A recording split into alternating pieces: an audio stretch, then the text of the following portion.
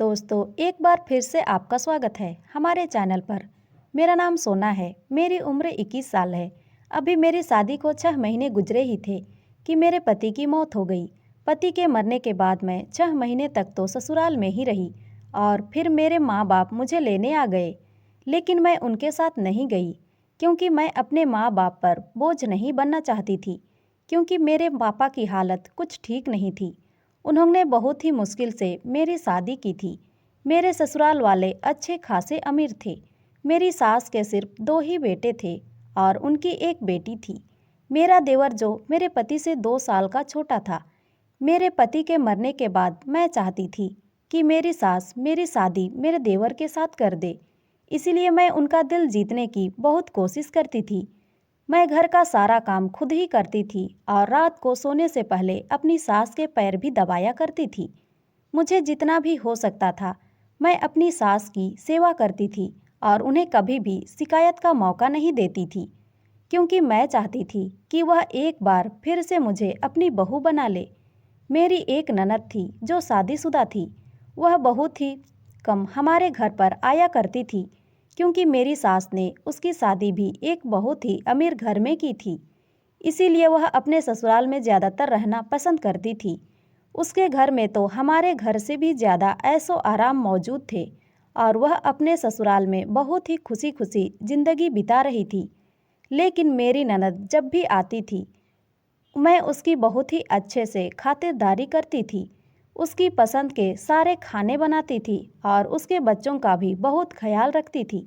इस बात से भी मेरी सास बहुत ही खुश हुआ करती थी। मेरी सास मुझे शादी के पहले दिन से ही पसंद करती थी। मैं भी उनके साथ बहुत अच्छा व्यवहार रखती थी और मुझे ढेर सारा आशीर्वाद दिया करती थी। वह कहती थी कि मेरा आशीर्वाद तुम्हारे साथ है, भगवान तुम्हें हमेशा सुखी रखे। मैं तो भगवान से प्रार्थना करती हूँ कि मेरी दूसरी बहू भी मुझे उतनी ही अच्छी मिले जितनी तुम हो। मुझसे कहती थी कि तुम मेरे लिए बिल्कुल मेरी बेटी की तरह हो। तुम जिस तरह मेरी सेवा करती हो, इस तरह तो कोई बेटी भी अपनी माँ की सेवा नहीं कर सकती।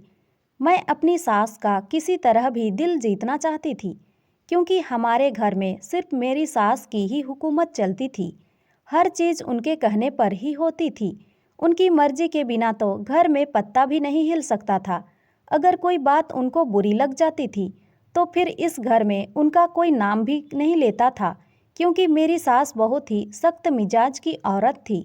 हमारे घर में तो उनकी मर्जी के बिना परिंदा भी पर नहीं मार सकता था। मेरी सास मुझसे बहुत ज़्यादा खुश थी। इसीलिए मुझे विश्वास हो गया था कि वह मेरे देवर के साथ मेरी शादी करवा देंगी।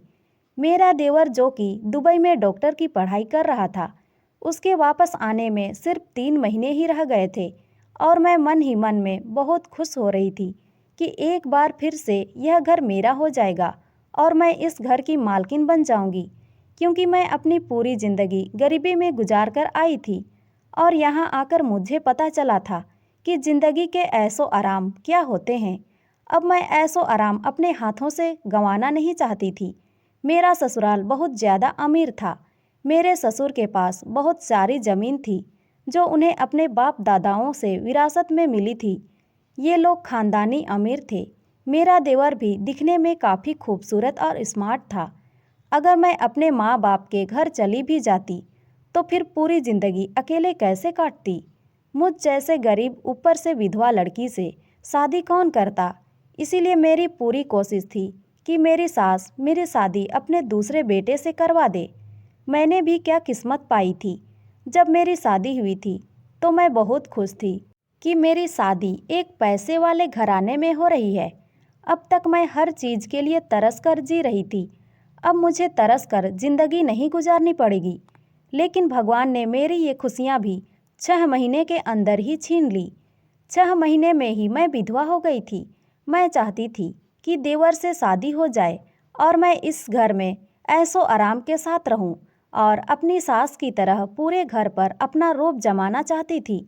मुझे पता था कि ये तभी हो सकता है जब मेरा देवर मुझसे शादी करेगा, क्योंकि मेरी सास अपने इस बेटे का बहुत कहना मानती थी और अपने छोटे बेटे से हर बात में सलाह मशवरा भी कर लेती थी।